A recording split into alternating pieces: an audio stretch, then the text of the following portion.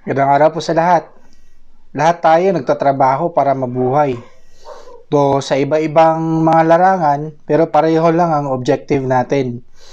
Yun ay para mabuhay at magampanan ng ating mga tungkulin sa ating pamilya.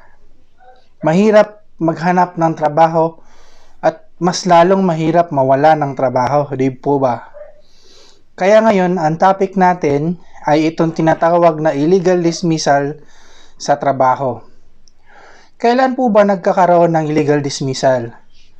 No less than the 1987 Constitution provides po na every employee shall be assured security of tenure and no employee can be dismissed from work except for just or authorized cause and only after due process. Kapag po ikaw ay regular na empleyado sa private, ang grounds for termination ng employment ninyo ay nahati po sa dalawa. Ito po ay yung tinatawag na just causes at yung pangalawa naman ay authorized causes. Dito muna tayo sa una. Yung just causes for termination of employment, ang mga halimbawa nito ay number 1, serious misconduct or willful disobedience. So, ang example po nito ay kung ang empleyado ay sinisigawan niya ang boss niya at pinaparatangan ng mga maling accusations. So, serious misconduct po yun. Number 2, gross and habitual neglect of duties. Ito naman po ay kahit anong turo or correction sa empleyado ay parati siyang nagkakamali sa trabaho niya.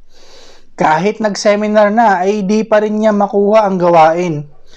Parang hindi po siya natututo kumbaga. Number 3, fraud or willful breach of trust. Ito naman po ay nakukumit lamang ng mga empleyado holding position of confidence. So, sino po ba itong mga taong to? Sila po ay mga managers or supervisors. So, for example, if kapag yung manager or supervisor ay nag-share ng trade secrets ng negosyo nila sa competitor company, yan, willful breach of trust po yan. Lastly po, commission of a crime. Now, ang crime po na sinasabi dito ay crime na kailangan na commit against the employer. Example po dito ay kapag ang empleyado ay nagnakaw sa employer. So, cases po yan of qualified theft. On the other hand po, ang authorized causes naman ay number 1, installation of labor-saving devices. For example, pag-install ng mga automated machines or robots sa workplace. So, mga labor-saving devices ang tawag dito. Number 2, redundancy or yung magkakapareho ng ginagawa ang mga empleyado. Number 3, retrenchment to prevent losses. Nangyayari ito usually kapag medyo palugi na ang business at lastly, the closure or cessation of operation of the establishment or undertaking not due to serious loss.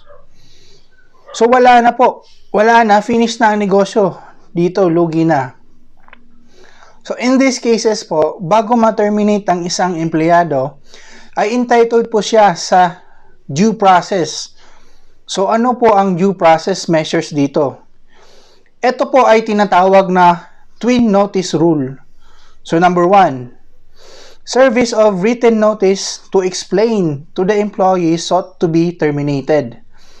So, the employer shall furnish the employee sought to be terminated with a written notice containing a statement of the causes for his termination. So, alam na po natin yun is either just cause or authorized cause. Pagkatapos po nito, ay bibigyan po ng management ang empleyado ng sufficient opportunity to be heard and defend himself by way of a hearing with the assistance of his representative if he so desires, and in accordance with company rules and regulations. And pangalawa, service of written notice of termination sa empleyado, indicating therein that upon due consideration of all circumstances, the grounds have been sufficiently established to justify his termination. So the written notice of termination shall contain an explanation that all the circumstances surrounding the case have been judiciously considered and that there is sufficient grounds to cause the employee's termination. Kung hindi po ito present at basta-basta na lang na na-dismiss ang empleyado, ay sigurado po na illegal dismissal po ang pag-dismiss sa kanya. So alam na natin na ang term na ito ay the two notice rule or twin notice rule under po sa labor code. Kung sakali ito mangyayari sa inyo, pwede po kayo maghain ng illegal dismissal na case sa Regional Arbitration Branch ng NLRC sa inyong lugar. Sana po ay may natutunan po tayo today. Salamat po!